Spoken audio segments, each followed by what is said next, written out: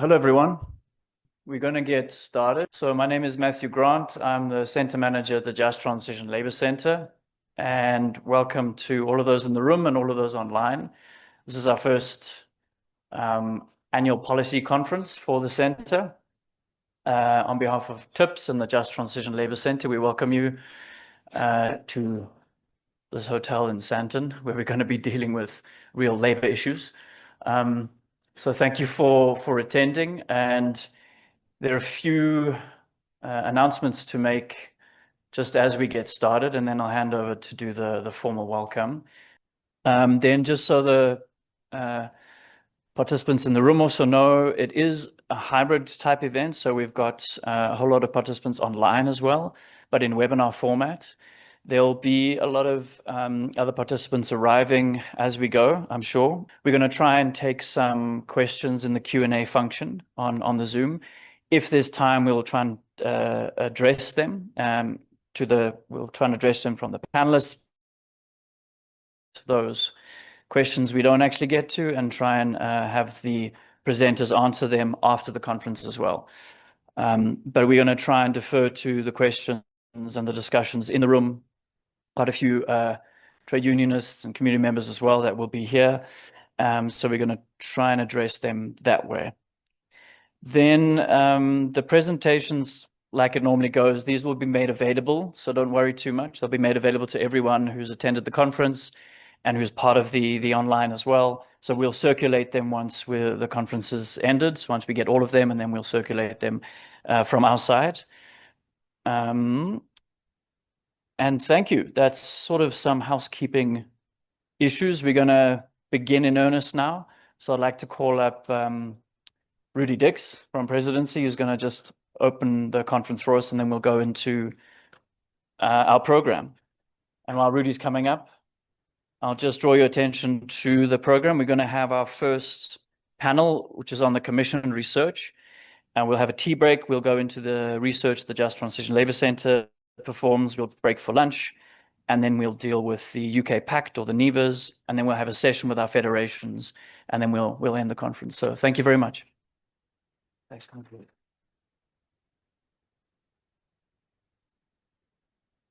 So I thought I would have dressed it more appropriately, but I see the executive director of the Labour Centre has swapped suits with me, right? He's taken one of my suits.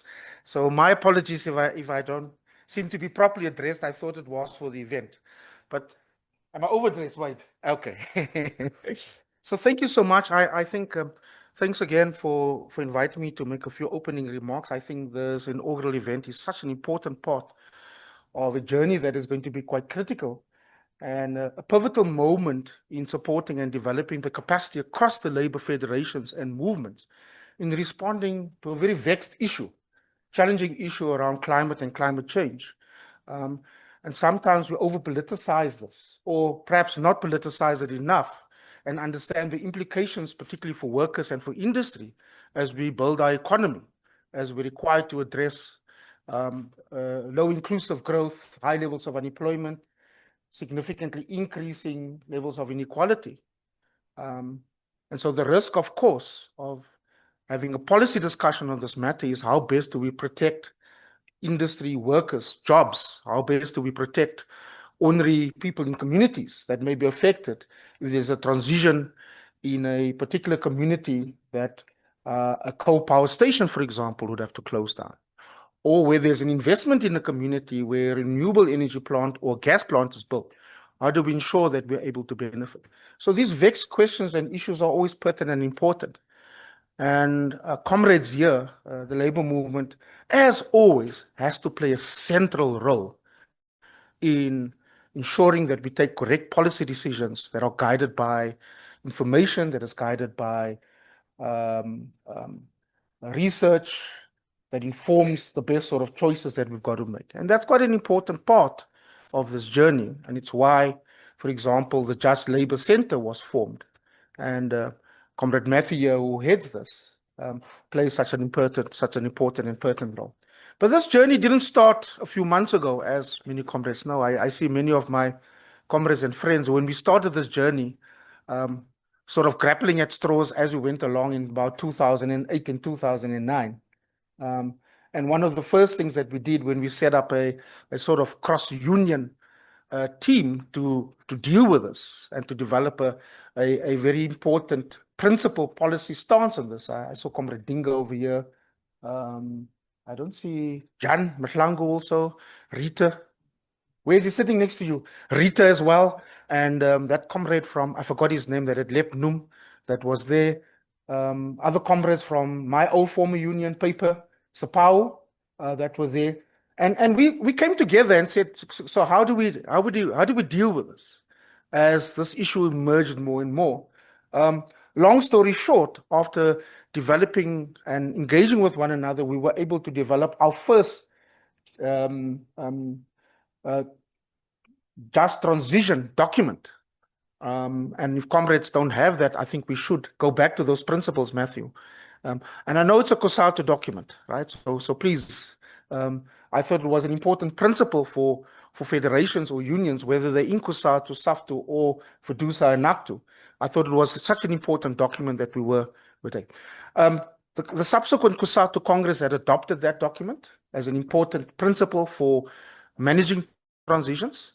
And subsequently to that, it was tabled at the ICF2U Congress, International Conference, and it was adopted with amendments, of course. And so this was an important milestone and step for us to be able to do that. In the years since today, I think that there are more and more challenges. And of course, the contradictions emerges in the positions that we took then versus today, right? And I think these are the challenges that you got to grapple with. And this inaugural conference, Matthew, is going to play an important role in developing that capacity, as I said earlier.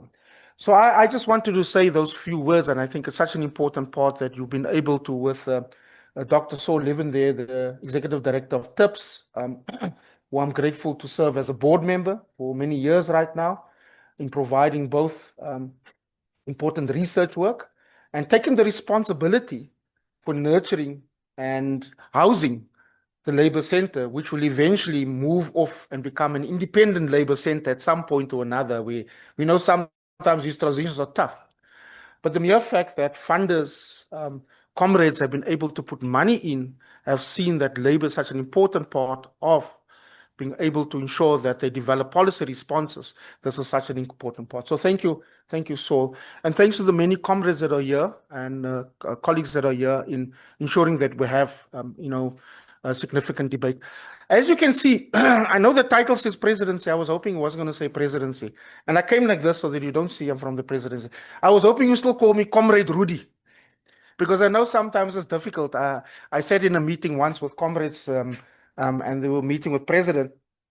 And, sometimes these ministers, they said, no, you, Rudi, you present this thing. Because I know what the response would be from workers, right? They'll say, we reject that proposition, right? And so, of course, it was, Tengo was also there. It was one of these meetings where they said, no, Rudi, you must present this thing. And, of course, I knew the response. And so in rounding up, the president made comments, and others were sort of saying, Comrade President, Comrade Minister this, Comrade Minister that. And when it came to Rudi, they said, Rudi. And because I still have your numbers, I said, so is it like that now? I'm no longer comrade, But, having grown up for more than 24 years, this is my first job, as an organizer, full-time job. I mean, I worked at the Cape Town Trade Union Library, but as an organizer in the paper printing wood and allied workers union. We then formed SAPAO, went to COSATU, policy work that I did there for labor and for trade and investment, ran Naledi, and then went to government. My heart is still there, and I think this is such an important policy space, particularly on this matter, that I think it's an important part. So thank you for inviting me. Although I know some of you call me a neoliberal, right? I'm always happy to participate and ensure that we do provide the sort of correct information, and that labor goes back to its roots of developing the policy responses that once made us in the 90s and the early 2000s one of the leading thinkers around policy and policy debates that also molded government's position on industrial policy, climate, and a whole series of other things. So thanks, Matthew, and thanks, comrades, for allowing me to say a few words, and all the best for your inaugural conference for the next day or so. Comrade Rudi, ne? Okay, that's how it be. I didn't know you were at the trade union library either, Rudi. There's something about librarians, because I was also there. We find ourselves here now. Your filing system, I know it well. I piggybacked on that system, yes. Okay, thanks, comrades. So we're going to move to our first panel. So can I just ask the presenters to come up, including our discussant, Saul. And as you're making your way, I just want to say a note of thanks as well to the gracious funders we have, African Climate Foundation, Climate Works Foundation, and AFD as well. Okay, so we can have the first panel make its way to the stage. We should all have your presentations. We will be having our first annual report on South African climate change, which will be presented. We'll have also, just so everyone knows, the research work we currently have commissioned and that going internally is all work in progress. It's going to be finalized by the end of the year, and then we'll be sharing it with all our constituencies. So we've got our annual report, we've got the future of SASOL, this is the second one, then we've got a quarterly tracker and an analysis of participation around the just transition. So if I can ask for those comments to come up, and Saul is the discussant who will take over the session. And then just to remind us all, we'll have a presentation from each of the research, and then we'll do a short kind of question and answer session with the discussant, and then we'll open it to the floor. Okay. Okay, morning everyone. I'm Saul from TIPS. I don't know some people, but I do know lots of others. So welcome to the session. So we're going to have, as Matthew said, the 3 presentations. And then I'll give some insights, and then we'll open it up for discussion. There are, I think, about 100 people online. Okay, I don't know. So we'll also get some comments and inputs from them as we are moving through the discussion. I should be able to tell. Oh, no, it's 60 online. Okay, so we'll get some inputs as well from the people online, and they can put it in the chat, and then I can read them out, and we can have that response to the session. So we'll start off, I'm going to do it in the order in which it's on the program. We'll start off with the annual report on South African climate change with PBS Development Consulting. Everyone's got 15 minutes. So we do hope that they'll stick to the 15 minutes, and then at the end of it, we'll have the questions and discussions, if that's fine. So make note of your comments. We do have a fair amount of time for the questions and discussions. So we'll utilize all of it. And let's start off with the first one from PBS Development Consulting on the annual report. All right, thank you. Good morning, everybody. My name is Mamokete, and I am a researcher with the PBS Development Consulting. We have been contracted to do some work on preparing an annual report for the 2024 year, looking at climate change in South Africa. So as part of the brief of the work that we're given, maybe let me just take you through an overview of what I'm going to be covering in the presentation, and then we'll get into the detail of it. So I'll briefly share what the brief was for the work that we've been given to do, and then take you through an outline and overview of the annual report. It's quite a lengthy document, but we're not going to go through the details of the report. I'm going to spend a lot of time on the synthesis of the findings as well as the recommendations. And then I thought we're going to have a discussion, but then I'll sit down and then we'll have a discussion afterwards. Just in terms of what we were contracted in to do, we were basically contracted to prepare an annual report for the JTLC which would be an evidence-based focused research report, which looks at linking climate science and the lived experiences of the workers and communities. It was also about trying through the research, through the annual report, to empower labor and civil society so that you can be able to understand what is going on in the South African context in terms of climate change and job opportunities, the communities that are affected, and be able to find ways of ensuring that we come up with solutions to address such problems. Intersecting crisis and structural inequalities. This was one of the issues that we found in the report, and I'll get into that when we get to the synthesis of the report. But I think a key point as well coming up from the brief was to ensure that in the research that we do, we really drum the point that we need to go beyond decarbonization to talk about a broader just transition where we're tackling some of these issues around employment, precarity, spatial inequality, access to basic services, while we're at the same time promoting participation, inclusion, and an important aspect as well being justice.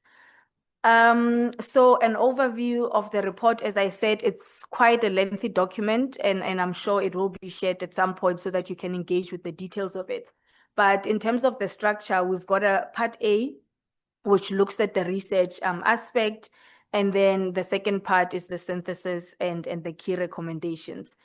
In terms of the overview, just to give you a taste of what we've got in the actual report, the report is structured for the research part around 8 parts. The first part gives a global and regional policy context. We go into detail about some of the existing policies and frameworks around climate change. And then we frame how they think about climate action. And then we also put some key takeaway points. We know a lot of people don't really have the time to go through 100 pages report or so. So we just put some of the key takeaway points for easier access, as well as an executive summary, just to capture what each of the sections covers for ease of reference, and then a methodology to just give a sense of how we went about doing the research. The second part around climate science, where we look at the literature globally to say, what are the issues in terms of climate change? How is it affecting workers? How is it affecting communities?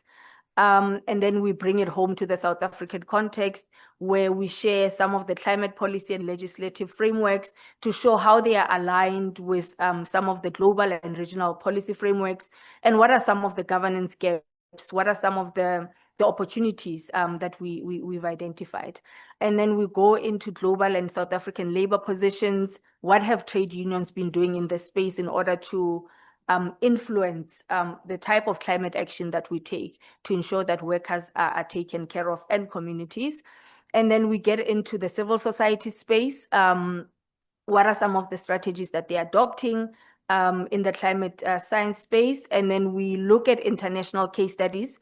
And just to say that in the report, this is not a standalone section, but we try as much as possible to integrate it within the different sections of the report.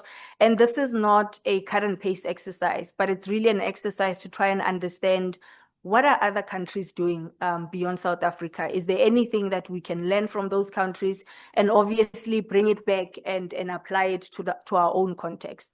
And then we do also economic sectoral impact analysis.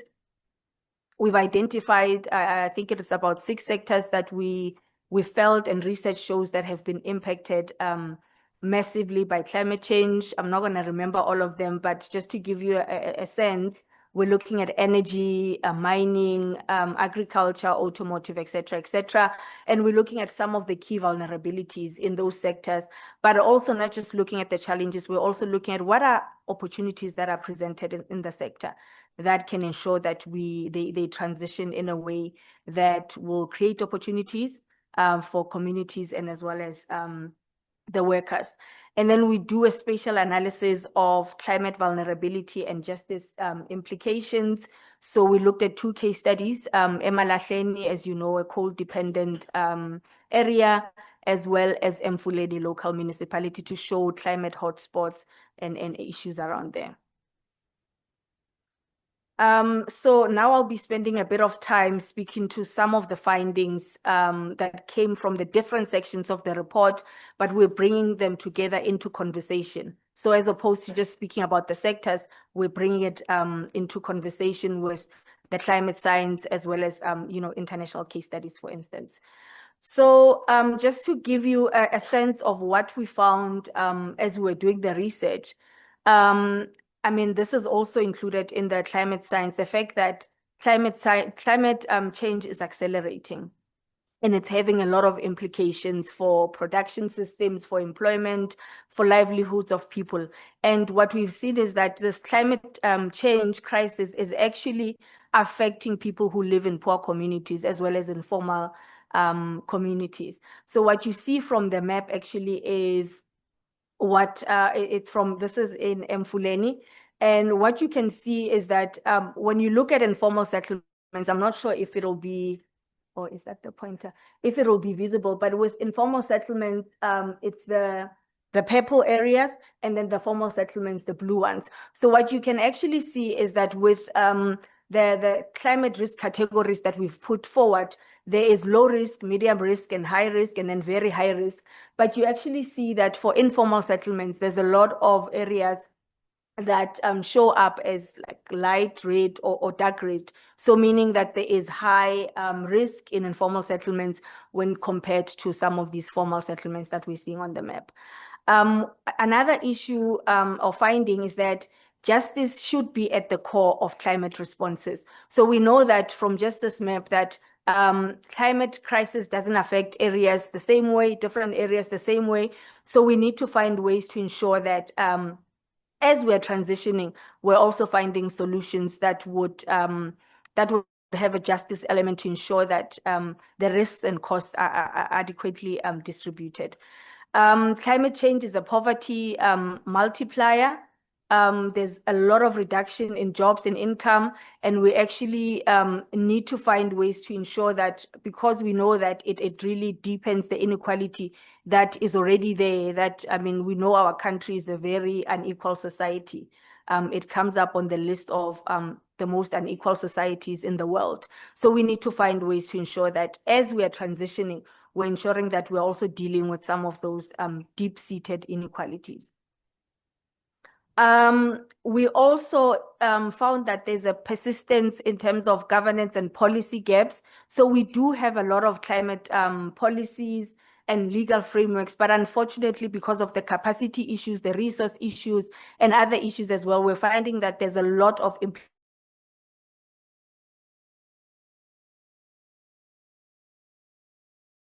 Okay, so I'm moving through the recommendation section.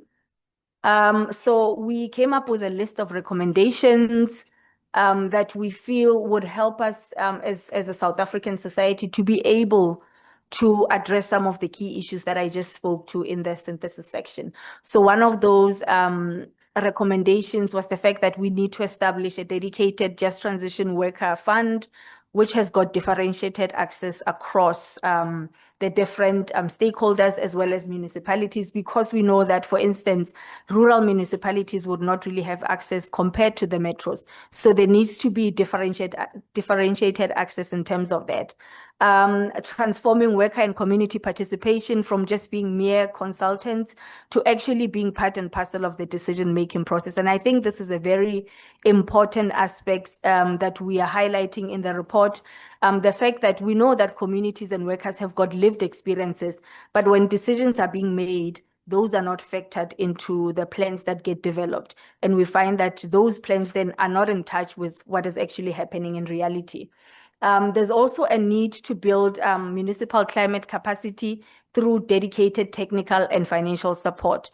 We know our municipalities are not well capacitated in terms of dealing with some of these climate change issues. And I mean, you still find officials who still think that climate change is not a real thing. So that just tells you the work that we need to do in terms of, technically supporting municipal officials and giving them the adequate skills in order to be able to take climate change seriously and to be able to implement some of the plans.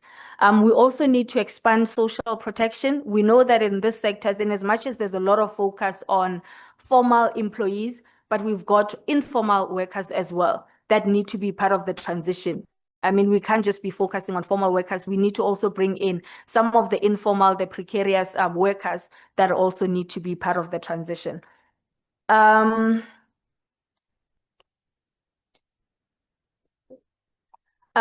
Expanding social protection can be, or I just spoke to that. We also need to enable policy in order to be able to achieve coherence across the different sectors. If you remember what I mentioned earlier, the fact that there's a siloed approach between the different sectors. So we need to find a way to ensure that there is actually coherence in the various sectors. And this can be achieved through intergovernmental relations mechanisms. We know sometimes people have said they don't work, but how do we actually make them work so that we can be able to achieve the desired outcomes?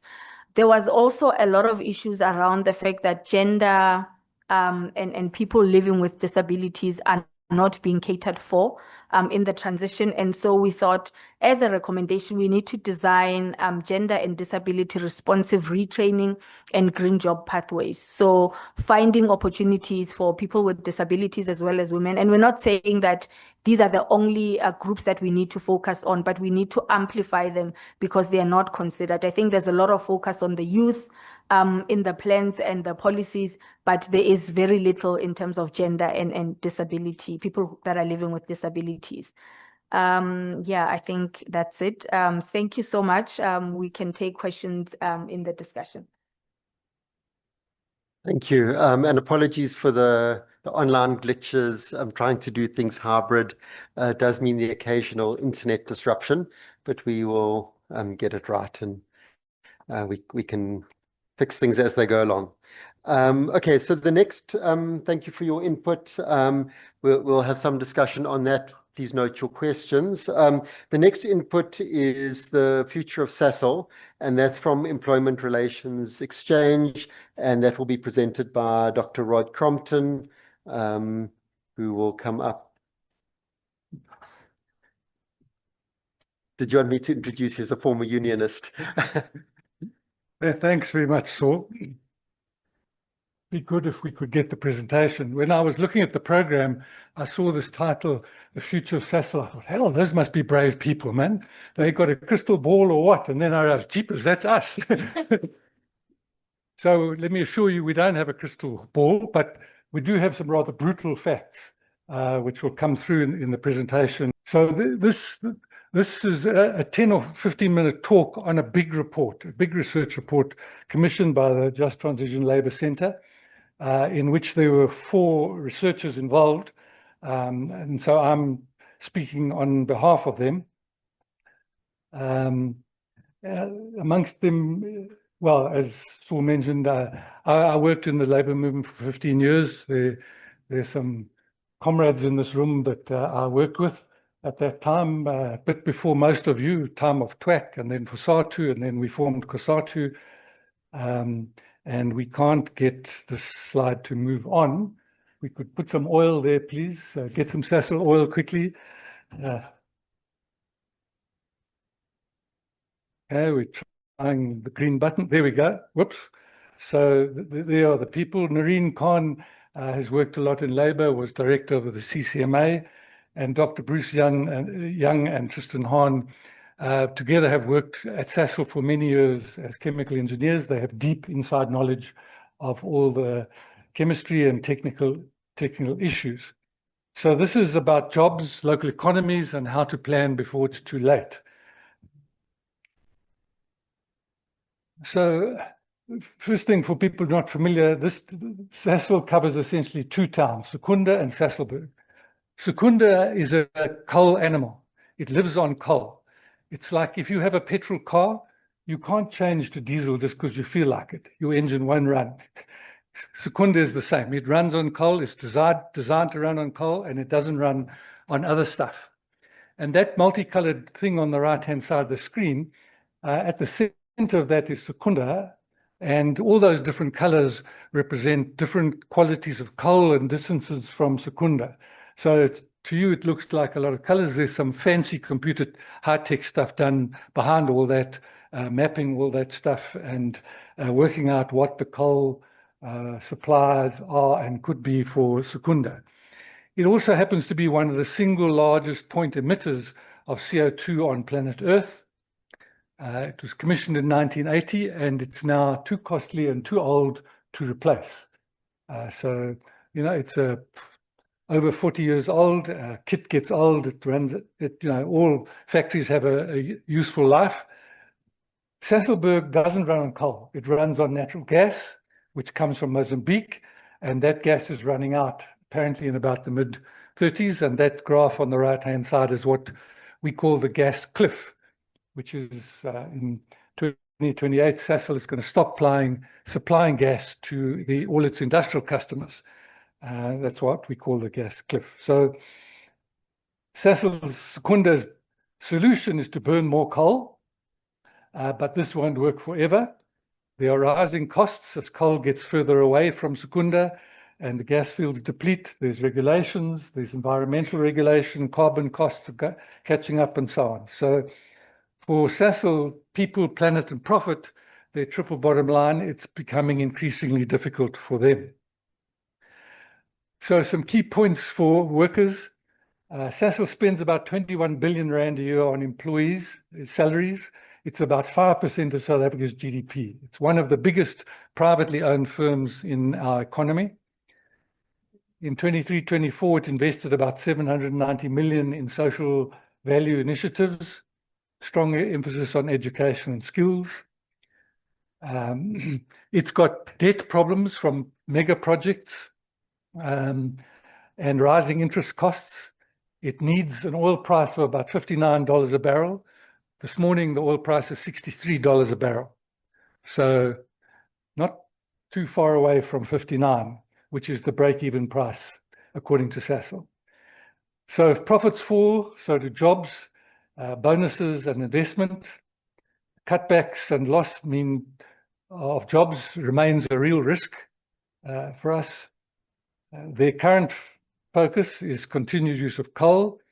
And in short, it's a financially vulnerable company reflected in the share price you can see on the right-hand side of your screen.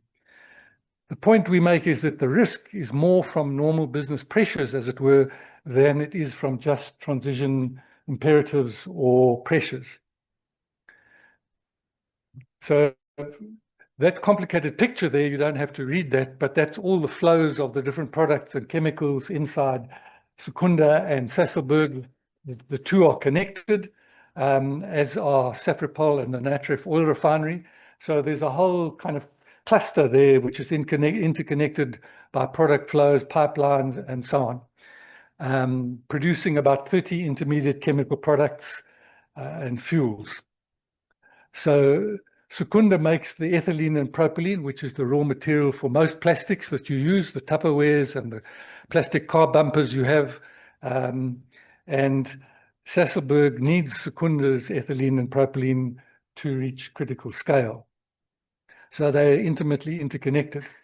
So what does this mean for jobs?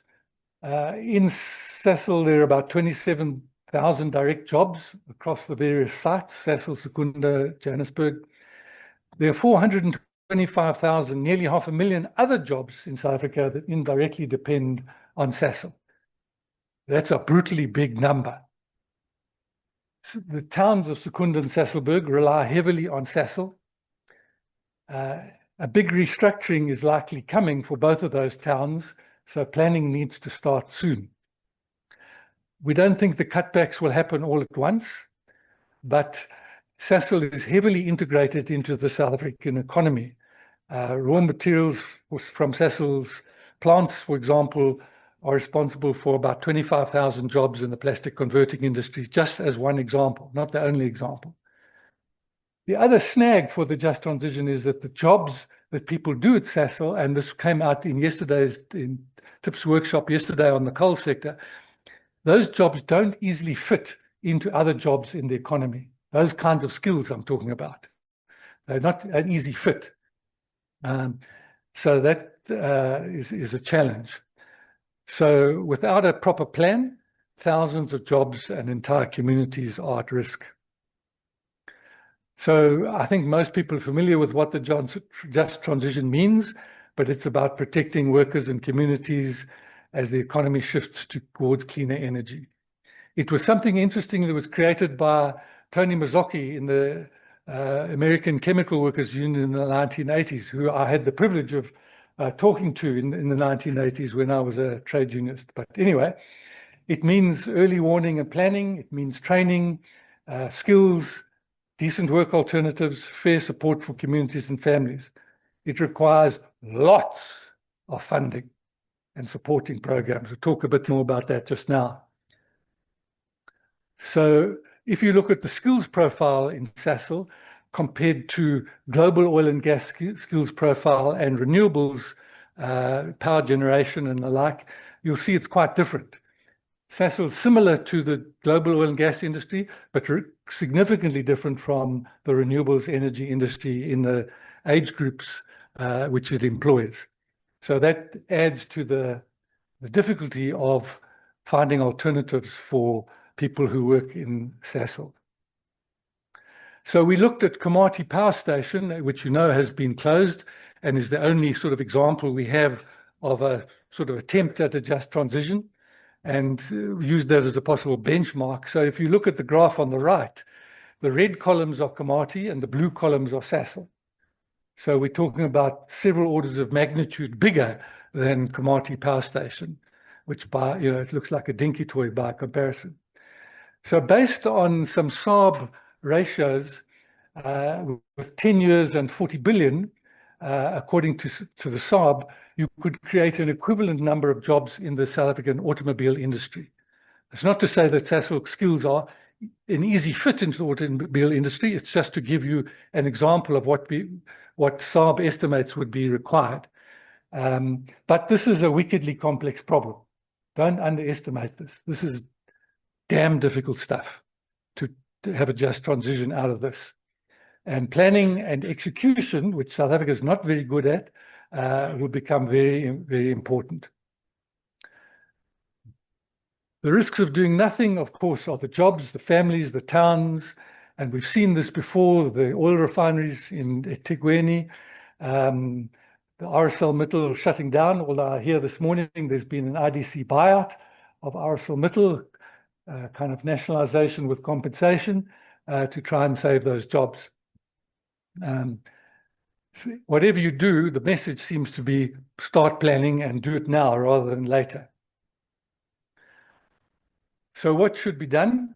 Well, we think workers and the unions should be part of the negotiating and planning, not informed after the fact. And I think that came out from the research of the previous speakers.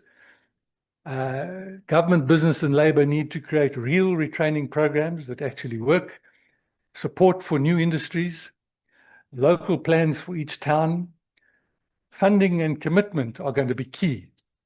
International partners are offering some help, but it's not enough. So who's going to do this with whose money? Those are the big questions. Transition is better planned by people and not left to markets.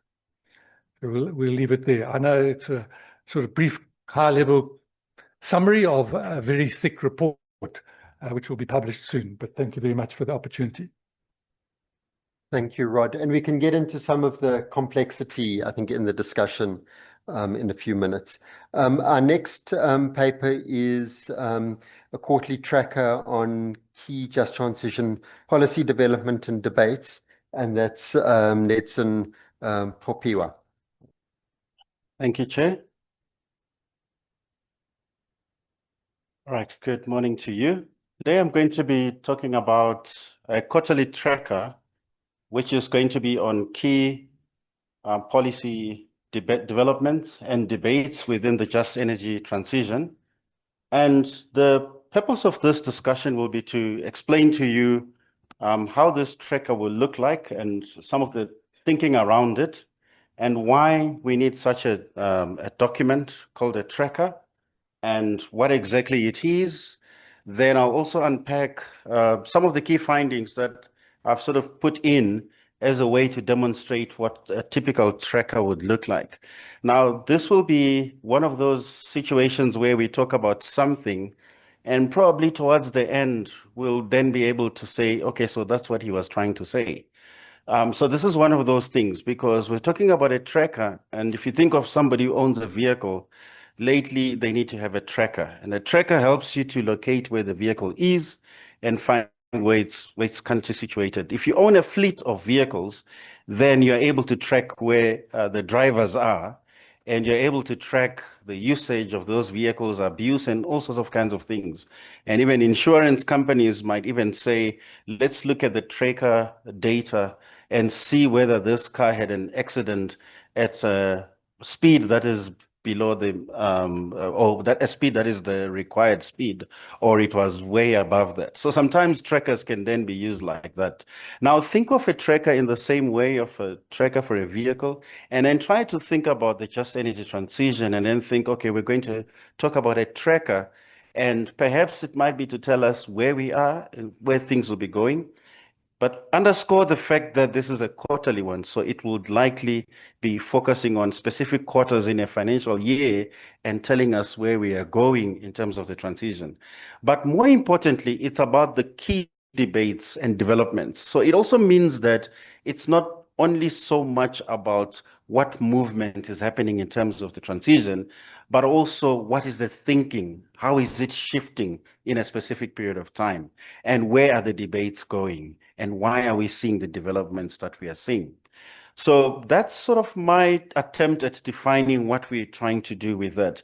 But there's a rationale behind this. There's a thinking that was there when TIPS came up with this particular, or the center came up with this particular idea, that we know that the country is undergoing a transition, and that will shape the economy and labor market. And you'll also see that most of the fossil fuel dependent sectors, coal mining, coal-based energy generation, they're beginning to experience those contractions. And the previous speakers have already started to touch on tangible aspects of how this is severely affecting communities and societies. We are almost beginning to hear people talking about life after coal, or we're beginning to have phrases such as perhaps ghost towns and those kinds of things. And so that means that traction is currently happening. And you will see that then a tracker could help us to be able to see where this is going. And if you look at the current transition monitoring frameworks that exist, they tend to look at technical issues. It's the energy mix, emissions, finance flows. If you just Google climate tracker or anything like that, you're likely to find a website, and that website is likely to show you what each country is doing across the world. It even gives you a rating and those kinds of things. They are helpful, of course, but if you sit at the coalface of negotiation, if you sit at the coalface of trying to represent people's voices, you'll realize that you don't need data that is raw, but you need some form of analysis that is done to empower you then to be able to carry that out. So there's limited real-time data or structured reporting on how labor is impacted. So yes, the dashboards might be there, they'll show you where things are going, but they might not be able to explain to you exactly how this affects labor. So a gap therefore exists in providing accessible, regular, worker-centered tracking of the human dimension of the transition. I had to do a bit of some interviews with some of you, and some of you probably in the room, you received an email from me. I was trying frantically to get your ideas around what could work for a tracker. And one of the key things that came out in some of those discussions, which I'll touch on as I speak to you, is that in some cases, some said, we just want a transition that is just, because the just transition itself is no longer existing in the way that we formulated it, but we're just looking for a transition that is just. And so negotiators often face these significant challenges in trying to stay informed about these fast-paced policy debates, especially those that affect the communities and the working class that they are representing. So the tracker comes in that, and it has to provide very clear insights into the implications of key policy developments, and it's both domestically and internationally. So it has to be a focus on that. Did you know that this is what is happening in a specific forum that has just happened in this previous quarter, and this is what it is saying. So it must also anticipate also upcoming debates, and that's the kind of things that we're trying to think of. And this is really a premium on identifying actors, institutions, and engagement platforms and the like who will be able to play a role in this. Now, the scope of the work that we had to carry out in this respect was then to develop a template first. The starting point was to have a template and say, this is what the tracker could look like, and outlining the structure, the categories, and the key issues to be covered. And this is interesting because most of the times when we get into a meeting and the decision of that meeting is we need a template, you are likely to find that the template will be generated in a very short space of time and circulated to everybody, and everybody's looking at this template. And as you start filling it in, you'll be like, okay, this template is a pain. But in this case, this was a template informed by research. There had to be some form of data collection first for the research to be done initially, and then the template came out of that. So I had to question people, how do you think about what should be there? What columns should be there? What titles should be there? What subheadings should fall into this template? And therefore, there was a need to provide a sector analysis that highlights which industries or provinces and companies are likely to be impacted by these particular developments. And also then a report, then from the template, generate a report, a quarterly tracker, then circulate it for comments to ensure that it is worker friendly and it links to source materials and further reading. And being the academic that I am, in the first draft, I think already got the first comments. They're like, okay, the language is already beginning to go that direction of academia. Could you come back again and really address in the language that is required? I remember one of the phrases I used, I said, there's a bifurcated approach to the way things happen. It's like that word bifurcated needs to go, right? So after the first completed tracker, we then assess the effectiveness of that tracker and look at whether, whether we maintain it as a quarterly thing, or maybe we look at it as different formats and so on. So the task is then live after having generated the first tracker that we've just completed. Then we move into the next phase, which is, should we do it quarterly? Are movements in this space so quick enough that we need to be quarterly or perhaps biannually? Or at least annually, but we have other publications that help policymakers and union officials to be able to make decisions. So also the other thing is to establish connections with the trade unions and representatives. So that was kind of the scope. Now, in terms of the methodology, I had to email quite a number of people who had perhaps been provided by tips, but most likely they had attended events like this. And so I had to work with like a guest list and the email addresses and email to people. And some of the respondents came back to me and we had discussions. In terms of representation, I spoke to some who sat at shop steward level, and they had their own ideas about what this tracker should look like. We also have union-linked research units that also had a vision on how this kind of tracker should look like, and also some of the civil society organizations that are quite active in this particular space. I also spoke to them. I also spoke to experts who work in various sectors, especially concerning energy and labor, including the PCC and also the JTPMU, and just looking at how they envision what kind of a document that will be. And so that came quite handy. Now, just to touch on the themes that emerged, some of them were, we've got job quality concerns. So they were not just talking about the fact that there will be job losses, but they also say the quality is also of concern. They gave me an example of if a minimum wage for certain of these big mining firms sits at a certain price, and then now you have to retrench people and shut down, and all of a sudden they are now maybe solar panel installation. That's where they are going into green kind of jobs. But will that be decent enough? Will that have the benefits that they've always had? Will that come with the security that they always wanted to have? And will it come with protection from a labor perspective? And so they raised those quality concerns. They also said there was a gap because some of those shop stewards might not necessarily be informed about what JET really implies for them.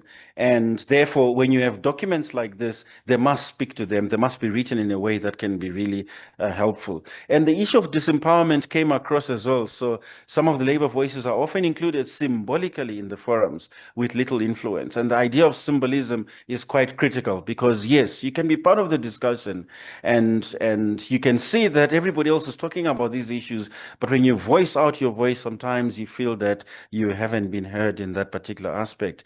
And so the other thing was for a worker-facing tool and the tracker that reflects lived realities, not just policy commitments. So it's not just about saying, oh, this is the current developments in the quarter, but also what are the lived realities? And as you can see, even one of the quarterly reports of the JPMU has actually been touching on life in Komati and those kinds of things. So what then would be in this tracker? So it's a quarterly monitoring tool, as it were, but it's a document, obviously, and it talks about the human impacts of the energy transition. And one of the key things is that it centers workers, especially those in the affected sectors, and it tracks how they are affected by these closures, the policy shifts, and it also reports on reskilling efforts. So it also reports on where the positive things are happening, where are we really seeing a drive that is positive, and it also reports on the new opportunities. So it's not basically a technical document, but it is a narrative-driven one with space for stories, alerts, and field-based observations. So it has that kind of a dimension to it.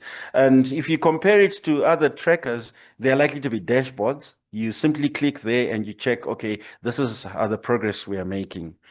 And also it's whilst it's grounded in data and policy shifts, it also brings a social justice lens to it. And I remember in some of the participants, some of the people I interviewed, they said, just also have some form of an aspect where you tell us what is the justice that you're seeing. Is there anything that's really occurring that protects the rights of people? And the tracker is there to inform the unions so that it supports the policy advocacy and also to connect to national developments with grassroots realities. So it has the following thematic sections so far, and it's policy and planning development. So in that section, it explains what are the government directives, what is the legislation saying, what are the funding plans, are there any institutional updates for that quarter.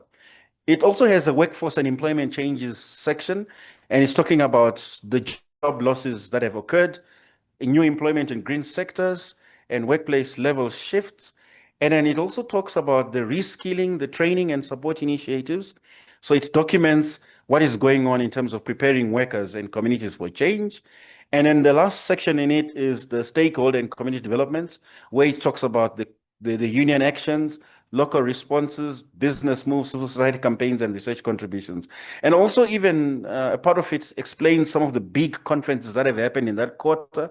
What are the issues coming up? So the idea is that this should be something that's bottom up. It's informed by those whose voices are important. It is justice oriented. It flags the exclusions. It also talks about poor working conditions, and it's also accessible. It's designed to make it possible for unions to have it, but it's also strategic. It can be used to shape advocacy, policy submissions, and grassroots campaigns. Now, just a few snapshots. We've sort of submitted a draft of what it looks like, and so it has. Let me just explain. The first, like I said, section is on policy and planning developments. So it already has captured that. Currently, Department of Fisheries and Forests and Environment has published in the month of August. So it was looking at the period of July to September as a first trial of the quarterly tracker. And it has already reported on these kinds of things. DFFE has, issued out a draft carbon budget and mitigation planning regulations, also looking at, binding budgets for large emitters. And you also see that if there's non-compliance, it will attract heavy penalties, right? And then the draft second NDC targets are out as well, so it is reporting on that as well. It's looking at how these influencing the sector, and already it mentions civil society's reaction to the NDC targets. Civil society is not happy with some of the things. So it's saying that the NDC is not ambitious enough, and it criticizes a weak and rushed consultation process. I remember one of the big quotes in there is that, how do you expect us to engage with you fully as government if the the most important document from the PCC only was launched, I think 24 hours before the closing date of the NDC targets being published, right? So it laments those kinds of technicalities, right? And it's also, you know, it also shows that it's largely silent on labor skills and communities. So that also questioning the justness of the transition. And then on the finance and partnerships, it reports on that. I think the preamble to that is that if you remember, the coming in of Donald Trump, signifying a cut in long-term funding for JETP. Remember, US said we're cutting all this funding, and so other funders have tried to come into that space. One of them being the Accelerated Coal Transition Program, and then the other one being the EU pledging as well, $35 million in grants. And so South Africa has those opportunities to come in. DTIC itself also launching a 1 billion rand incentive for local EV production. And all these things have been reported in the quarter that we're just coming out of. And then I think we all were fascinated with the launch of a JET Skills Advisory Forum and a JET Skills Desk launched by the Minister of Higher Education. So these are things that have happened in that quarter, and their mandate is now looking at labor market intelligence and coordination and so on. And then South African Cities Network also in the same quarter issued a guidance to clarify the role of municipalities in implementing the JET IP. And then when it comes to workforce, there's a lot of data around retrenchments. The link between those retrenchments with the developments in the JET itself are where it might be areas of contestation, because obviously the correlations might not always be there to make. But we can see that even in the coal value chain, there's some retrenchments occurring. And we also see that in the same quarter we're coming out of, remember Ford announcing layoffs, Bushhoek Iron Mine, same thing, and automotive jobs also being confined to this quarter. Well, so these things are not necessarily directly related to what we're talking about, but they give you that indication. And then You done? I'm done. All right, thank you. So Pressure. I'm just standing here as a reminder. all right, thank you. Yeah, there's no timer here. All right. Oh, the presentation just gave me the signal that it is truly done. Okay. Good. Yeah. Okay. Thank you. Thank you. We're trying to keep our researchers honest by sticking to time. Okay, so our next presentation is an analysis of structures promoting participation in the development of a just transition in South Africa. Lots of words. And that's by Urban-Econ. And our presentation is from Lethabo and I'm can't read my own handwriting. Ntandokazi. Okay.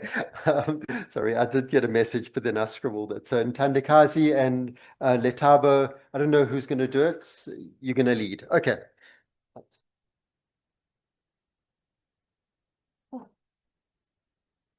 Short. Thank you very much, Chair. My name is Lethabo, and I'll be presenting with Ntandokazi. So our study was an analysis of structures promoting participation in the development of just transition in South Africa. So very short.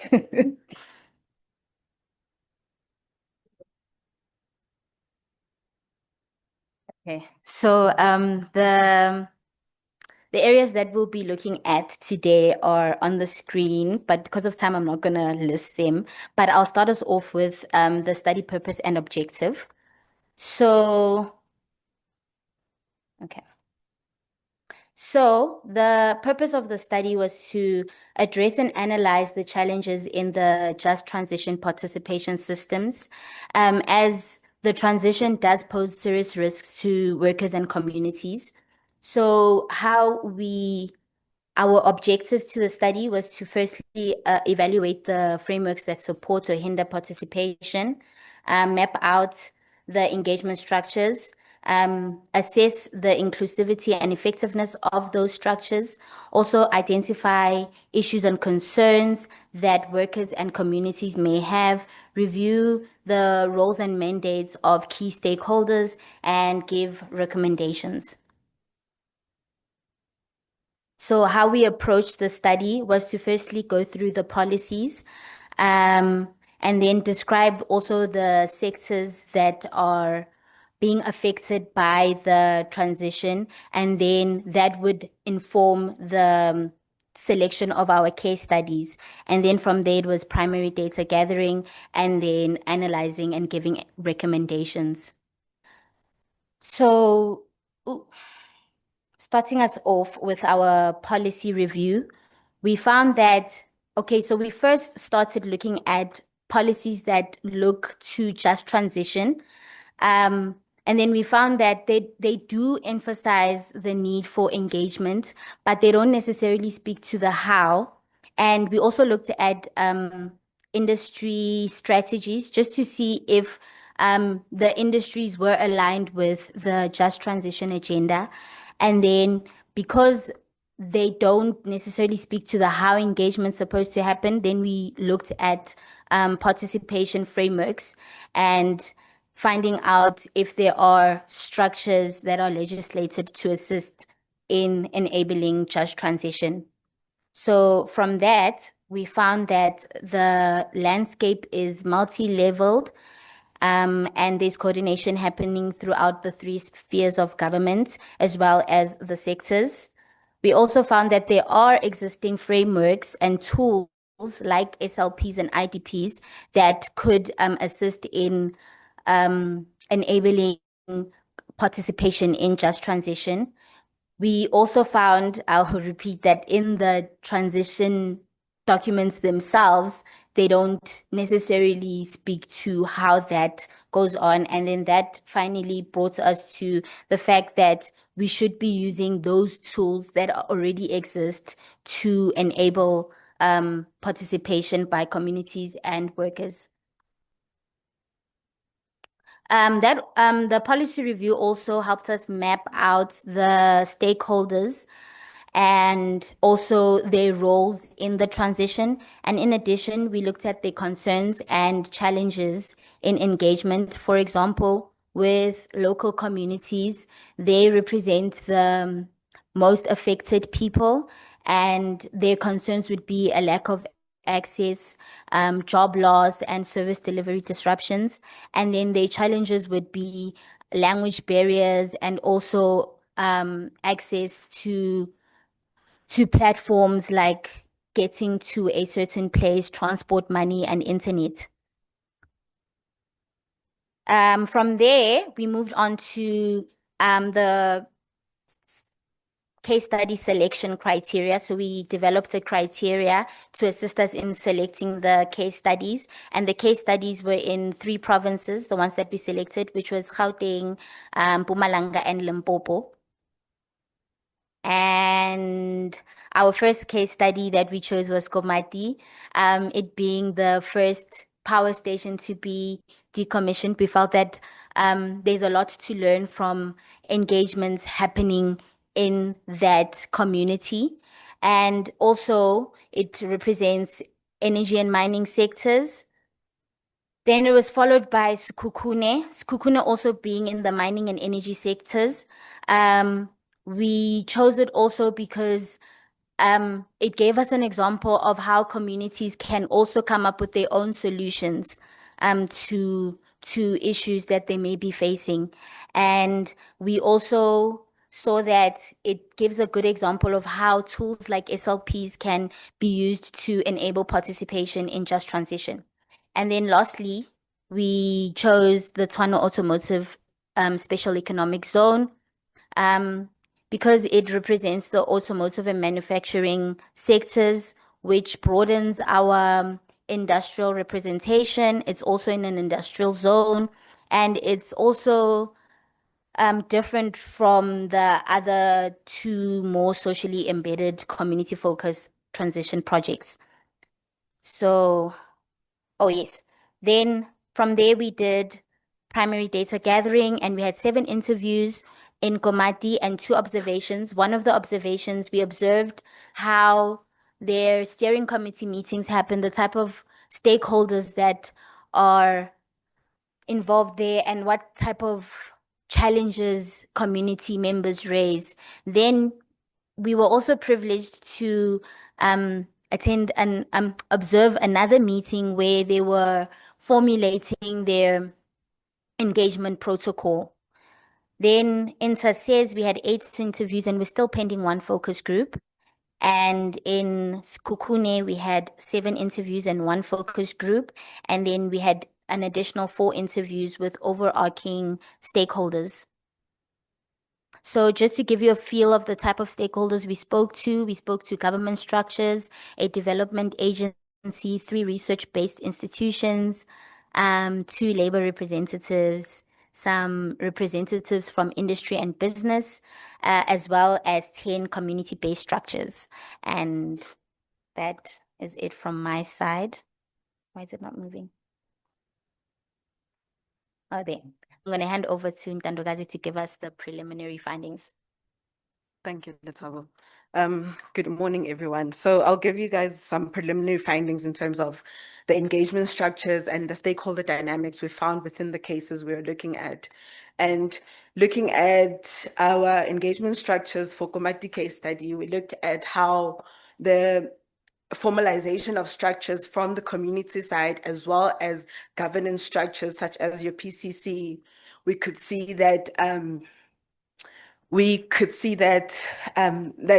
the Komati steering committee, or the formalization of the steering committee within Komati, was to basically align as well with the PCC in terms of the work streams of communications, decommissioning, as well as some economic diversification work streams were aligning, and with the ward committee as well as a structure representing local governance. In Sekhukhune, we found your typical structures that you find in your mining areas and communities, whereby your community engagement forum becomes central, and with representatives from tribal councils, from NPOs, as well as community representatives as well, with also the representation of local government by the ward committee. In the Tshwane, that our Tshwane engagement structure is not showing. But in the Tshwane automotive stakeholder engagement, it was something similar with the Komati one, but it also had a tenants forum, it had the labor forum as well. With the tenants forum, you could see that there was a lot of engagement with the government and the tenants or the investors of the Tshwane SEZ, and there was also more on the community.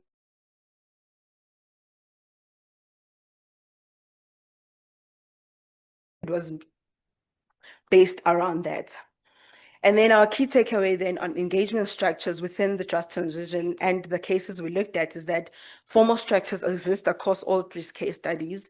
Local community structures also exist, but had limited formalizations as your other formal structures. Your labor relations structures were also workplace forums, which were present, as well as project-based structures, which were there and created to fulfill a specific project. In terms of our stakeholder dynamics, we saw that in each case studies, there's different dynamics in terms of who are the most influential actors in terms of either the ESCOM or in Komati, for example, or the mining company in Sekhukhune. In Komati, we see that as much as they are formalized and participation became important in the community, there was still uneven actors due to technicalities or institutional or technical institutions basically leading the influence in terms of this dynamics. In the mining companies and traditional authorities, as well as your community engagement forums, there were some power imbalances towards the different stakeholders, and whereby in the Tshwane automotive SEZ, we saw that there was more industry and with weak linkages of SMMEs and other stakeholders such as communities. And our key takeaways then on our stakeholder dynamics was that there was some uneven participation between stakeholders due to stronger or more organized institutions and structures. There is still very much top-down engagement approach, leading to mistrust with the other down or more community-led structures and stakeholders, and then with information and communication with an equal access due to technical language, as well as some community-led initiatives showing some strong potential for inclusive participation.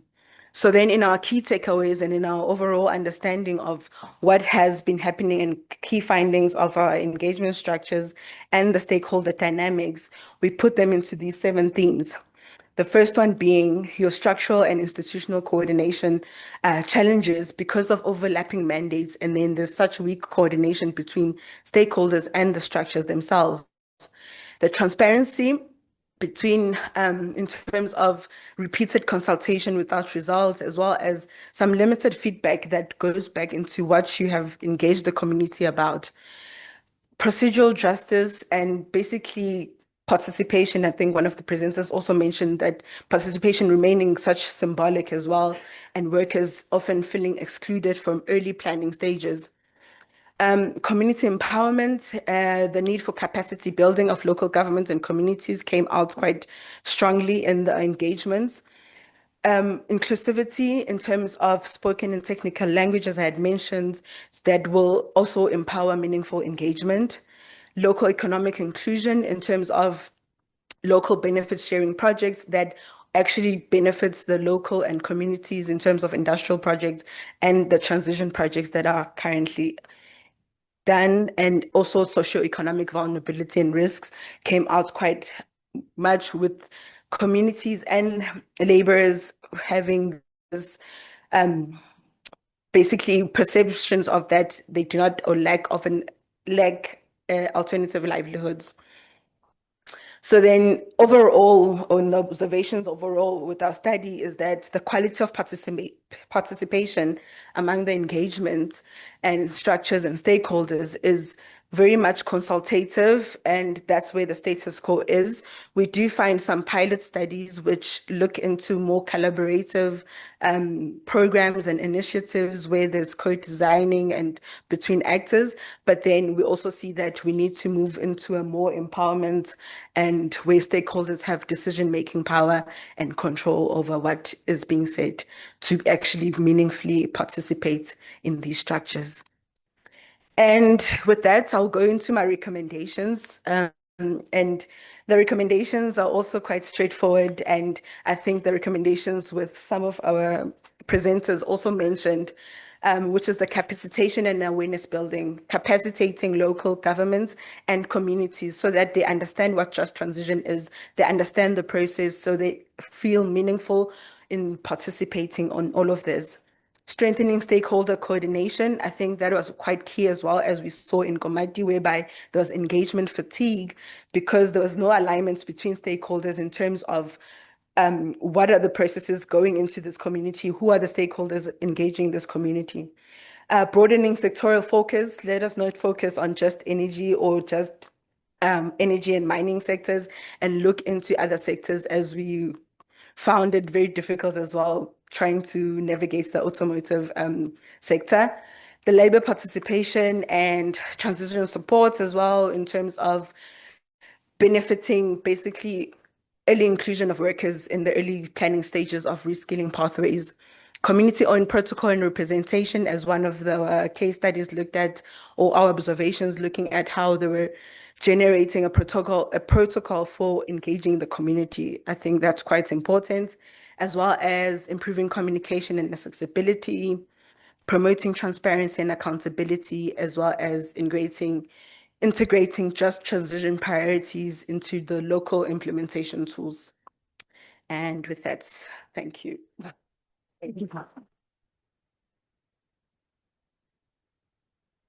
Thank you very much to our presenters. Just a bit of reflection from my side, and then we'll open it up to the audience to give your comments. The research that's been presented comes from a discussion that we had when we started the center, and the steering structure comprises each of the trade union federations. And so the research agenda emerges out of that process. At the end of today, there's an opportunity for more discussion on what should the next research agenda be for next year. And I think it's important for us to acknowledge that the research that's being presented is for the unions. It's for the federations, for the unions, with the aim of saying, these are the key issues that emerge. So any recommendations are the researchers' recommendations. They don't have to be adopted by the unions, but they insights from the researchers, and with the aim, and I think Nedson captures it well in his input, that when you're going into negotiations, knowledge is power. So the aim of the research is to give knowledge. We can use that knowledge in different ways, but it's for everyone in this room to say, what do we do with this knowledge? Because there are going to be many issues that come up. And I think the overall thing, and I think it starts off with the first report on the annual report, where there's a climate crisis. And that's why we're doing all of this. We're not just embarking on this just transition because we think it's a nice idea.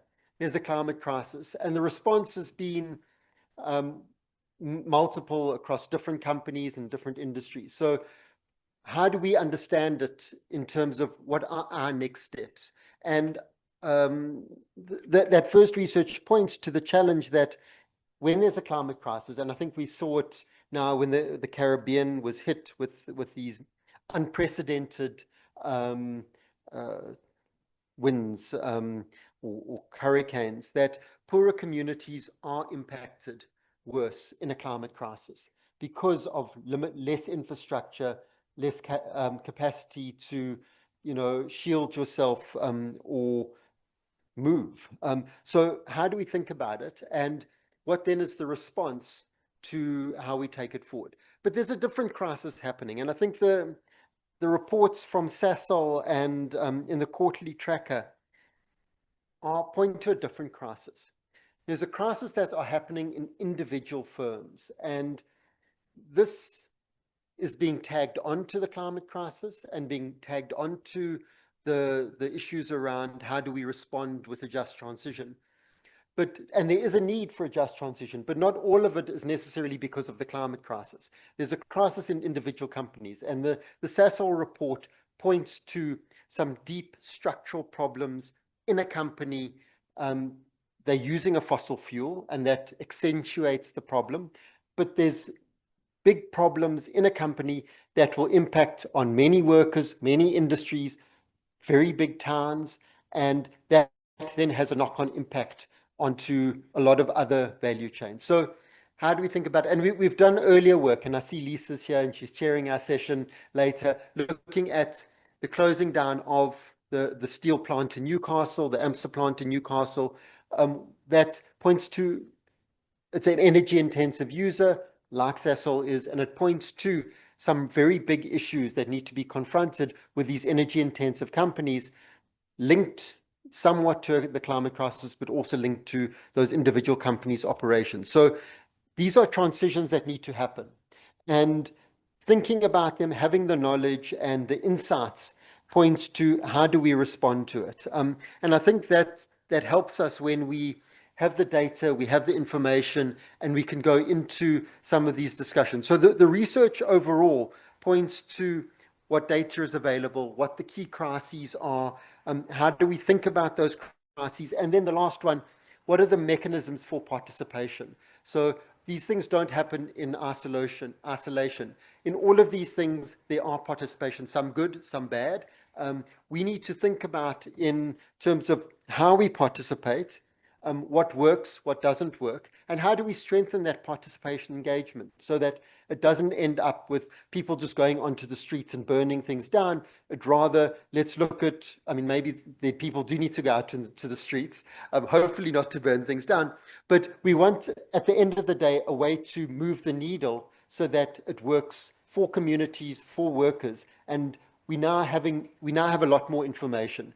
So I think what's useful and the connectedness of this research points to very key issues that come forward around the climate, around the participation, around specific problems in companies, and some of the data that's available to us. So thank you to the researchers. We don't have to accept their recommendations, and I think it's nice that they've given us recommendations, but I think the aim of the research is the information rather than the key recommendations. We need to look at the information And we may come with different recommendations, and that's important, that we understanding, we have that understanding. And I often read research and I get to the end and I'm saying, but I don't think those are the recommendations that I would have come up with. But that's fine as well. We can say thank you for the recommendations and your insights, but we can take it in a different direction. So on that note, I'm not going to, because I was given 15 minutes, but we are running over. So I'm now going to open it up to people in the room first. And if there's any comments online, I'll go through those. So I'm also going to ask people in the audience, because we don't have huge amounts of time, not to do long speeches. They can do short speeches. So we will have some opportunity for input, but also if we can get to the questions that we have for the panel, and have some nice discussion on that. So let me take 3 or 4 questions. I don't know people, so if you can also introduce, there are mics that are roaming. Thank you. We can leave one mic here, the rest can go onto the floor. So let's, we're giving the lady with the broken foot the opportunity to hobble around the room. Let's take the first hand here. And then Hamida behind, and then Ian, and then I don't know, and then is that Annie? Yes, okay, so let me take 1, 2, 3, 4, and 5. Thanks. Thanks. If you can introduce yourself, and then not working yet. Hello? Yeah. Thank you. Great. I think I can also hobble around. Have you also got you could relate to the roving mic person? Yes, thank you. Just a quick question, generally for the room and for the panel. Oh, sorry, I'm Mutahai Tabane. I'm an organizer at the National Union of Mine Workers. The general question would be, from a research point of view for us who are union functionaries, what should we then be focusing on? Because we go to academic institution to upskill. We're forced to do labor law. I'm forced to do Rule 26 of CCMA rules instead of work like this, which I think is important. So how then can we be urged to contribute, and what would be the general mechanisms? And then the specific question on the tracker, can it also then generate a toolkit we can then use in the workplace as we're engaging with our members and operations? Thank you. Okay. For the last one, I think I'm going to pull on head of the Labour Centre to respond to that one. Hamida? Hi, Hamida from SASOL. So I'd first like to appreciate all the presentations. To the comrade from ex-comrade from SASOL, I must say I've got a deep appreciation for the presentation that you made, because somehow or the other, the just transition became about energy. And historically, Rudi made reference to principle, talking about all the sectors. And when we engaged quite vociferously as Labour, we kept on asking, why are you talking about energy? If you look at the coal value chain, and when we engaged the NIBA studies, we said the same thing. When you were looking at where the jobs would be, why are you not looking at the value chain? And when you talk about manufacturing, we're currently going through a process of deindustrialization as a country. Manufacturing is the next sector. Mining is practically gone.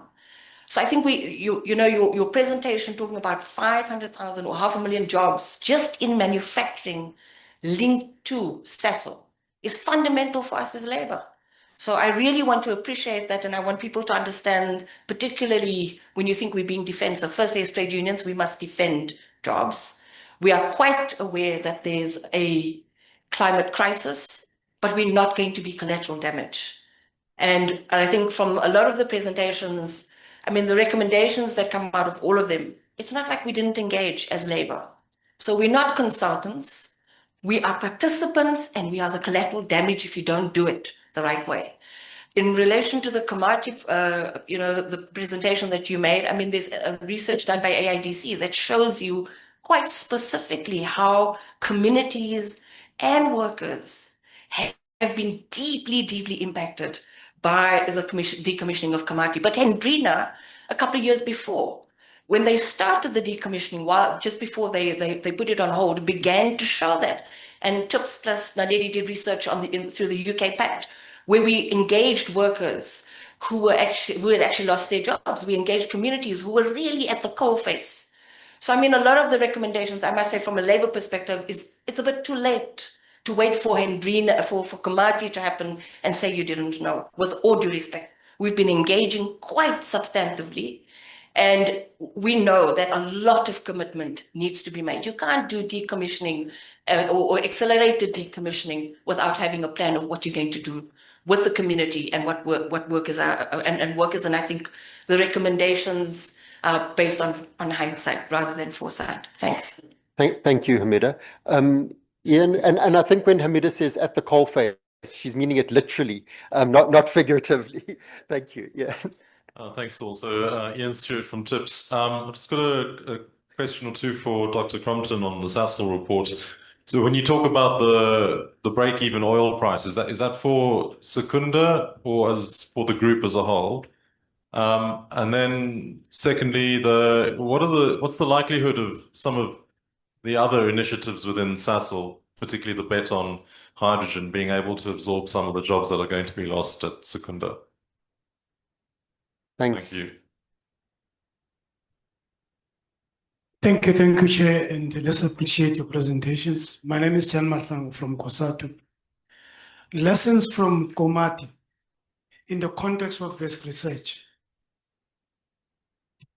Have we spent an hour or a minute with those communities and said, this is our research, this is what it contains, and this is the impact which is going to have on you? For me, that's where it's supposed to start, as a lesson learned from Komati. And it's called a bottom-up approach. Otherwise, we are going back to the very same mistakes which some comrades have spoken about, earlier on. And then those communities will become a by the way again. And I'm concerned about that, but if, you could comment around that. There's always an issue around funding. I haven't heard anyone talking about the value chain of our critical mines, and as part of the contributors to climate change, how then are we using our own mines to make sure that, our minerals to fund this project? Because part of the problem is that, no, there's not going to be money for this thing, but communities are going to be removed like commodities. And so have you thought about that? Because I think we need to put a human face, a human feeling in these issues. And lastly, one presenter spoke about a need for social protection. Is that a by the way policy, or have you looked at what we have as policy documents around social protection with respect? Let's not talk about 350 or the basic income grant, which is completely dislocated in the fragmentation. But have you looked at a comprehensive nature of a social protection, so that again, you put a human face to these issues that you are dealing with? Those are the questions that I would not need clarity on. Thank you. Thank you. Annie? Okay, while we're waiting for Annie to get it, there's a hand there. Thank you, facilitator. Just three areas I want to focus on. If you can introduce yourself. Yeah, sorry. I'm Wahid from FEDUSA. So the first one is around the PCC, and it was commented that the PCC in its ambition on the NDCs was very late in its pronouncements. But I think we need to look in the context of why the PCC is still a stepchild of the NEDLAC at this stage. We fought over a year to get the PCC on its budget allocations on a program in NEDLAC. So from a governance perspective, the PCC is not being taken seriously in terms of the creation of the structure and what it needs to do. So I think we need to look at some way of where the PCC can stand on its own and be given the respect that it deserves in terms of this whole climate change portfolio. The second one is government's responsiveness and responsibility. The government and being in the public sector and in the private sector as a union, where I come from, Hospersa, the issue of climate change is very down the agenda order And with government being the biggest employer in this country, the Department of Public Service and Administration, climate change doesn't really feature on the top of its agenda at the PSCVC. It's something we raised before. And as government being the biggest emitters, because in many of the facilities that you travel through the country, government is still using coal-fired burners when we should be transitioning towards green economies. And lastly, the NDCs. There was great debate about whether what range should the NDCs be. And the PCCs spent a lot of time debating the range that we should be. And the problem is the department of that's responsible for coming up with the NDCs was not party to the PCC's discussion. And they put a range much higher than what we think we as a country would be able to manage. And I think we need to have that conversation because the NDC range is very high. And we believe from the PCC perspective that range will not be achievable in the 2030 and 2050 timeframe that we have as a country and a developing economy. Thank you. Thank you. Annie? Thank you. My name is Annie. I'm a researcher and my company is Ecosasa. And my comment is probably addressed at the first speaker because she was the only one who mentioned gender. But I would be very grateful if any of the others were able to comment on it as well. You said, I'm sorry, I didn't catch your name. You said that you need to design gender responsive strategies. And I'm really trying to understand that a lot better. Are we looking at strategies that will actually bring women into the more technical aspects of the green economy, or will women remain still in the very lower echelons of our employment society? And I think what Hamida said was very important, because if you don't just look at energy, look at the green economy, we look at value chains, we're probably going to see an expansion of value chains and greater opportunities for many people to get involved in them. So I think this could be a good opportunity to start empowering women as we do this just transition and make it a really just transition, so that we don't retain a society that keeps women underemployed. And I also wanted to ask her if she felt that maybe we needed to do another additional study on these sort of aspects to try and unpack them a little bit more. Thanks. Thanks. I've got one more online. Okay, there's a person there. Good morning. Good morning, everyone. My name is Ntandokazi from SASOL. Good to see Dr. Crompton on the panel. He's my former lecturer at Nedson when I was doing energy leadership. So yeah, I think good reflections on what he said. I think a few days ago, we're celebrating SASOL 75 years. And I think what we reflected on as a company was to say, from our leadership level, to say what got us into the 75 years. Because as you all know, SASOL was born out of the energy crisis in South Africa due to the sanctions. You all know the history. But then what we said that, yes, we need to embrace just energy transition, but it's the how of doing it, meaning that all hands have to be on deck, public sector, private sector, and everyone needs to move in one direction. So I was just reflecting to say, I mean, the impact of socioeconomic issues that will happen if we just switch off, the coal plants. So I think it's an ongoing conversation, and it's good that everyone is in one room to find a solution. And I think our motto is saying we are innovating for better future, and SASOL was born out of innovation. So I think it's how we take that to the next generation and scaling down in terms of emissions. Thank you. Thanks. I'm going to go to Bongani Monedi online. If you can unmute and give your... There we go. Good day, our program director, and good day to everyone in the room. Am I audible? Yeah, talk. Okay, thank you. I'm not sure how we'll do this because I've got a couple of statements to make, and I think a couple of questions, because I heard you saying we need to be brief. My name is Ubongani Munidi from SASOL, the Finance Union. I'll just run through it. The role of the finance sector from the first picture on climate and SA annual report As a union organizing workers in the finance sector, what opportunities exist for us to participate in shaping policies to ensure that they include concrete worker protection measures?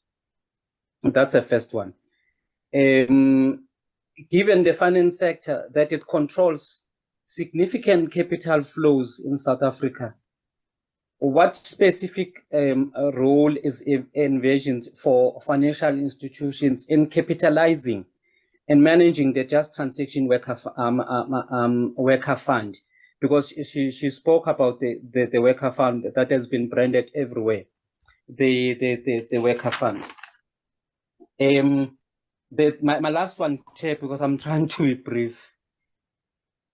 My question is, when do we stop researching and start implementing? What concrete actions will be taken, would we take as workers to operationalize the Just Transition Worker Fund, expand social protection to precarious workers and transform worker participations? I wish we could stop drafting more documents, Chairperson, or policy frameworks that sits on a shelf, gather dust, while mining, agriculture, energy, finance, transport, manufacturing, employment continues to be fragmented by this transition. Honestly, we have had enough documents, Chairperson. We require implementation. Now we need to start with specific timelines and specific targets, hold departments accountable, hold people accountable, and start implementing.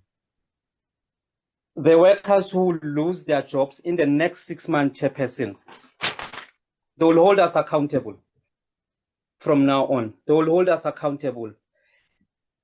In the affected sectors that we have mentioned, I hear Comrade Hamida's comment, and it's much appreciated.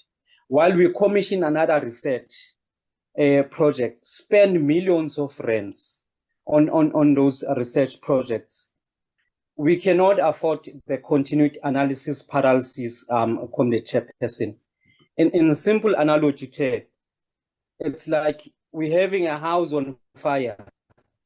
While we keep on studying the temperature, writing a report on fire, consulting the residents about their experiences of a heat or on a heat, drafting policies on fire prevention. We need implementation, Chair, in short. That's all I would like to say. Thank you. Thank you. We've got one more comment online. And this is specifically on the SASOL report, and this is from Ronald. And then after this, we'll go to responses, and I'd also ask Matthew to respond to some of the key issues. Would government policies and strategies assist in transforming SASOL from fossil-based feedstocks to renewable carbon feedstocks? I don't know if it's renewable carbon, maybe just carbon. Maybe just renewables. What would it take for government to cover the difference needed for the oil price to get to break-even point? We've been down that road, Rod. Yeah, so let me, I think there's probably lots more questions that these things have evoked, but we'll take a response, and then we'll ask Matthew to give a final response, and then we'll break for tea. There's lots of chance to engage in the tea during the tea break, and for the rest of the day. So it's not just your own opportunity is now. We'll have further discussion along the way. Let me start in the order that people spoke. So let's start with Lethabo. There is a mark. If there's anything that you want to respond to, are you gonna? Thank you so much for the questions. I think there's a lot that we need to reflect on, obviously, in the report. But I think this is an opportunity. I know maybe just picking up from the last speaker who was saying, when are we going to stop doing research and actually focus on implementation and action? I think from my perspective as someone who does research, I think research is a very important tool that we can use to understand what's going on in the field. and be able to couch some of the implementation solutions. Because I think when you don't have the data to be able to say what is going on in these sectors, yes, we know what's going on, and you as unionists, you are at the coalface of, dealing with some of the issues. If someone loses a job, that is an immediate issue. But I think also what the research is trying to advocate for is that let's also try to look for those long-term solutions that will ensure that people don't lose jobs. And I mean, one of the critical factors that the research is showing is that, of course, in the transition, we can't avoid it. Some people are going to lose their jobs, but how do we ensure that the opportunities that will be created will be such that, people get to be retrained and people get to be reskilled so that they can participate in those, jobs that we call jobs of the future. So for instance, we know the energy sector is picking up. We know, there's the digital transformation as well. So what are those future skills that people can actually train for that they can be employed into the future? So I think, for me, I really do think research plays a role in terms of informing some of the solutions. Saul said knowledge is power, and I actually do also feel that knowledge is power. When you have knowledge, when you know what's happening and you've got the evidence to back it up, you are able to engage in the discussions more broadly. There was a question around gender and gender responsive strategies. I actually think, there is some work that is being done in terms of ensuring that women, when we say gender, most of the time we focus on women, are actually be engaged in the labor market. And I think one of the things is that with these green jobs that we are all speaking about, are there opportunities for women that we can couch out to ensure that we keep our women employed? I think in terms of issues around women, we know what are some of the issues that actually prevent women from being in the labor market, issues around the K economy. And I think this is one of the things that came up that was amplified during the COVID-19 pandemic, where we saw a lot of women having to leave their jobs because now children, all of a sudden, who would be in creches or in school, were now at home. And a lot of women needed to take time off work to ensure that they take care of their kids. So that's one of the issues in the labor market, the fact that there are all these care responsibilities that are placed on women, but they also have to be in the labor market. So there is a need to ensure that as one of the responses that probably we could be looking at is around how do we ensure that we give women support so that they are able to fully participate in the labor market. But I think also you asked if I think a study should be done on that. I definitely think so. And I think there's a lot of innovations that are coming up in other countries as well, but also even here in South Africa, where we can draw some of those lessons and be able to come up with gender responsive strategies that are suited to the context. And then maybe just the last point, I don't want to hog the stage.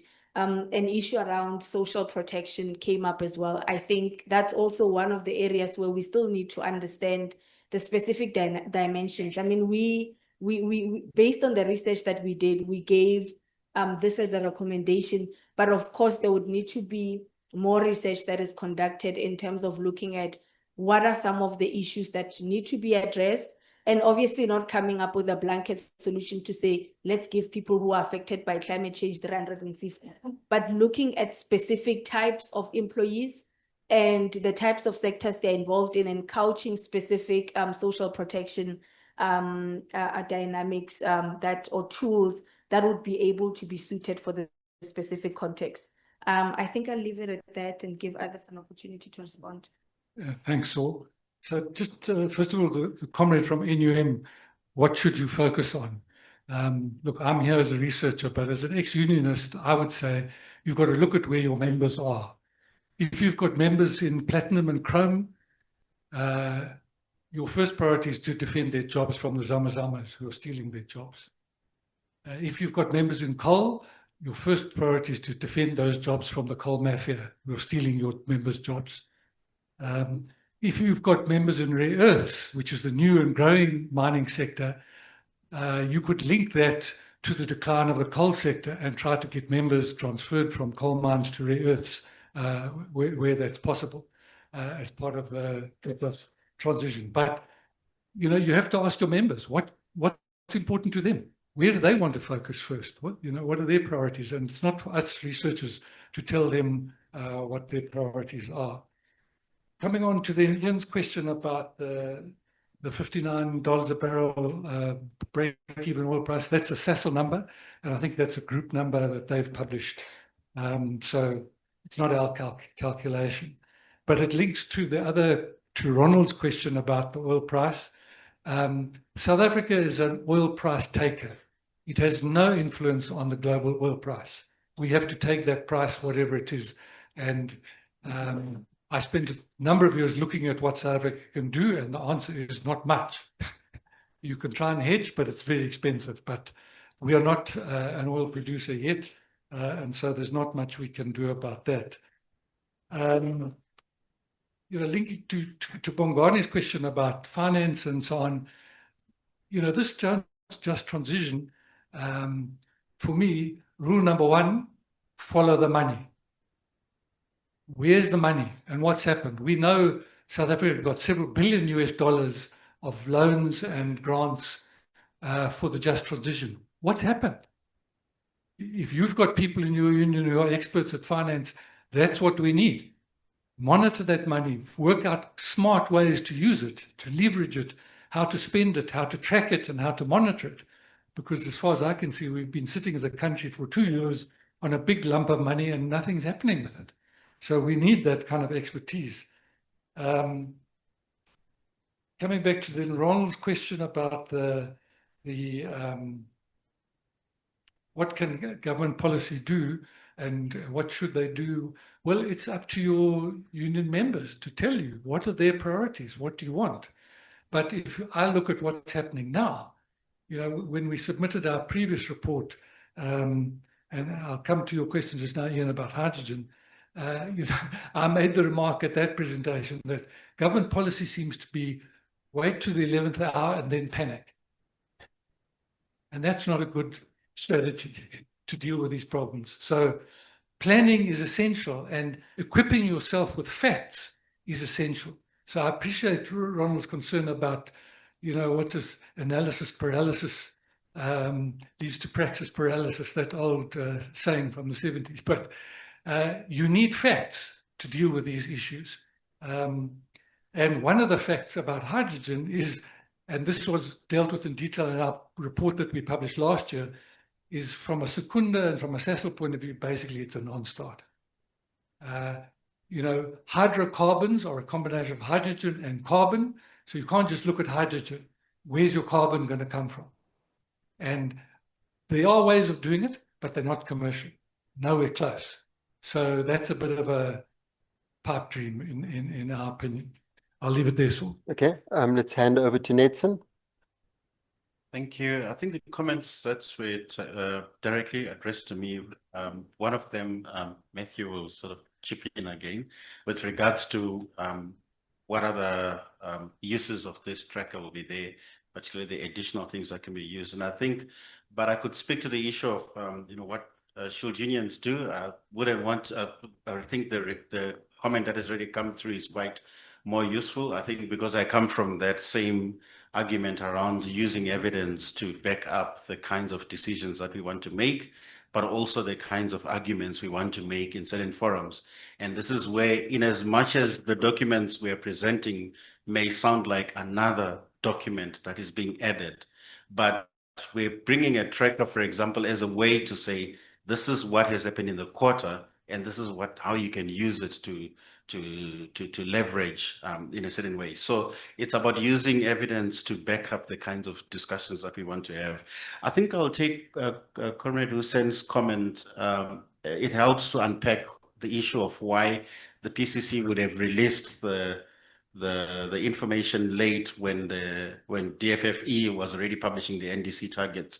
So I'd rather take that as a comment around why that happened, because it has to do with the fact that these institutions are almost like working separately, and yet they have deadlines which then affect the constituents that need to comment on them. So I take that more as something clarifying that particular point. But for the civil society, they're not happy. It's like it's reported even in the news, the way they portrayed it, to say they're almost saying you're deliberately giving us a report when there's no time to use it to make informed comments. But thank you for the clarification.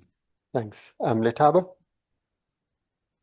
So I don't have any questions directed to me specifically, but to the question of what should unions be doing or focusing on, I think another area that they could focus on is capacity building, because a lot of community members and workers don't understand these issues and they aren't able to participate meaningfully within the structures that do exist.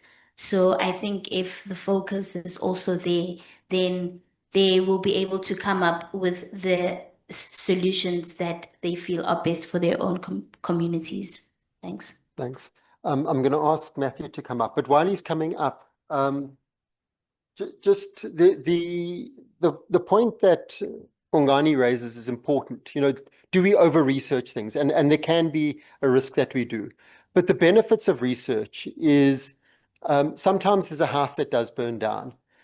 If we understand and we research why that house burnt down, we can make sure that future houses are built differently and they don't burn down. So to Hamida's point, Komati burnt down, not literally, but we need to understand what went wrong in Komati so that the next power station, we're able to come with appropriate responses so that we don't have the same fallout, communities impacted, workers impacted, businesses that supply all of those power stations impacted. So we need to see a strategic role, and we don't let the research paralyze us, but we let the research enable us and give us knowledge so that we can do things better. And that's the aim of the center. And I think that we need to take what comes, but it doesn't mean that we should be paralyzed and wait for the next research report.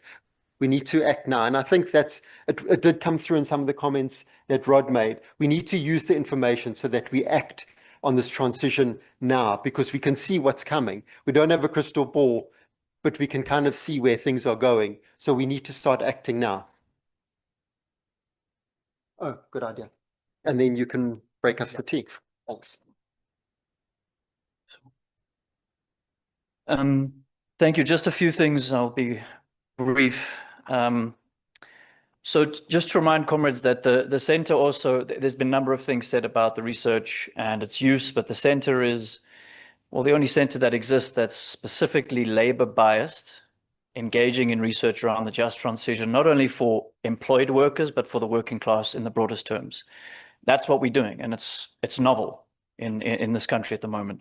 So the design of the research we engage with is to find out what evidence there is for the research we directed to engage in from the union movement.